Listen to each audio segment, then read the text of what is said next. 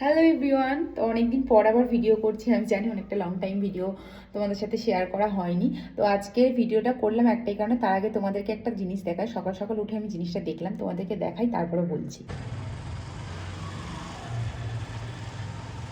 তো এটাই তোমাদেরকে দেখাও বলে, এই যে দেখো শিবাজির ছবি দেওয়া একটা পতাকা, দেখছো?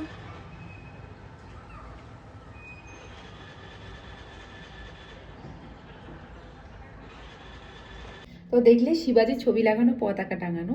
এটা কারণ আজকের শিবাজির জন্মদিন যেহেতু, সেই কারণের জন্য এখানে বিরাট বড় করে পালন করা হয় শিবাজির এই জন্মদিনটা। আসলে এরা এখানে শিবাজিকে ভগবান রূপে পুজো করে, সেই কারণের জন্য আমরা যখন পুনেতে আসি, আমার একটা ভিডিও আছে দেখবে, পুনের শহর থেকে যখন আমরা ফার্স্ট এই এক্সারবিয়াতে শিফট করি, তখন একটা জায়গা থেকে এসেছিলাম, সেই জায়গার নাম শিবাজির চক। সেখানে শিবাজির মূর্তিও আছে, হয়তো তখন তাড়াহুড়োতে ভিডিওটা ভালো করে দেখানো হয়নি, বাট রয়েছে ওখানে।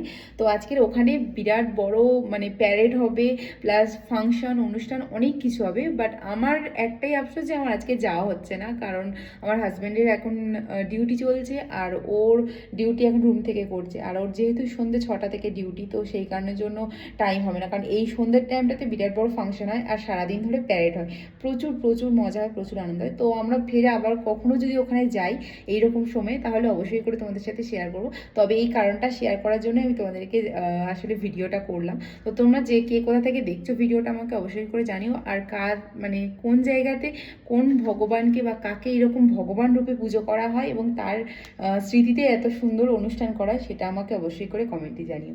তো চলো, বাই বাই, দেখা হবে এবার অন্য কোনো একটা ভিডিওতে।